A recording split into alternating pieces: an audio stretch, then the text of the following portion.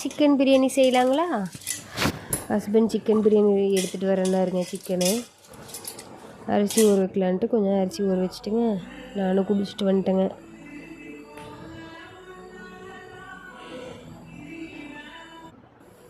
அப்புறம் சிக்கன் வாங்கிட்டு வந்திருந்தாங்க, அதை வாஷ் பண்ணி எடுத்து வச்சுட்டுங்க, கொஞ்சம் மிளகாத்தூளுங்க, கொஞ்சம் மஞ்சத்தூள்,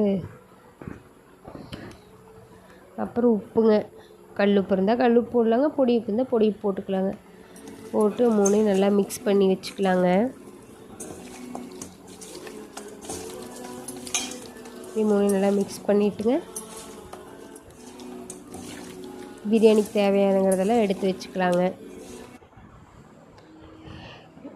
ஏலக்காய், பிரியாணி இலைங்க, ஸ்டார் அனீஸுங்க, கல்பாசி இதெல்லாம் எடுத்து வச்சுக்கலாங்க.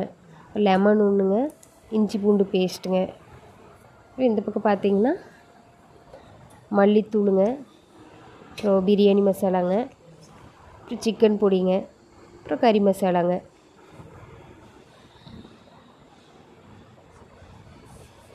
அப்புறம் பெரிய வெங்காயம் நீல வாக்கில் கட் பண்ணி வச்சுக்கலாங்க. கருவேப்பிலை, பச்சை மிளகா 2ங்க, தக்காளி 2ங்க, அப்புறம் மல்லித்தலை கொஞ்சங்க, புதினா கொஞ்சங்க.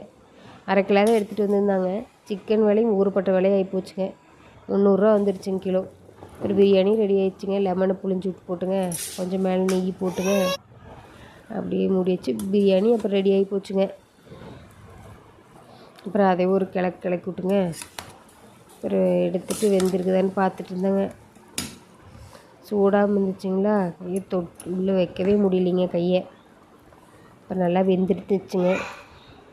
அப்புறம் அதை எடுத்து கீழே தம்பி நின்றுட்டு இருந்தா அப்படிங்க. வெந்துச்சான்னு பார்த்துட்டுங்க, தம்பி உள்ளே போட்டுங்க, வெந்துச்சான்னு பார்த்துட்டுங்க, ஒரு தட்டில் போட்டு தம்பி கூட்டலான்ட்டுங்க அப்புறம் வச்சுட்டு இருந்தாங்க.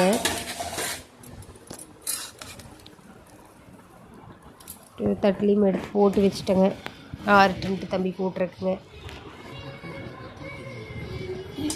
தயிரும் மிச்சம் ரெடி ஆயிடுச்சுங்க.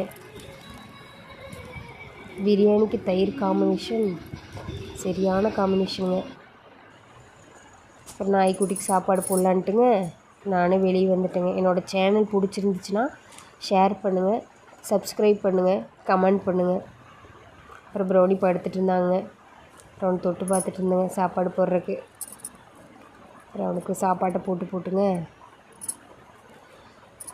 அப்புறம் சரி நம்மளும் போய் படுக்கலான்ட்டுங்க. அப்புறம் நானும் அப்படியே வந்துட்டேனுங்க.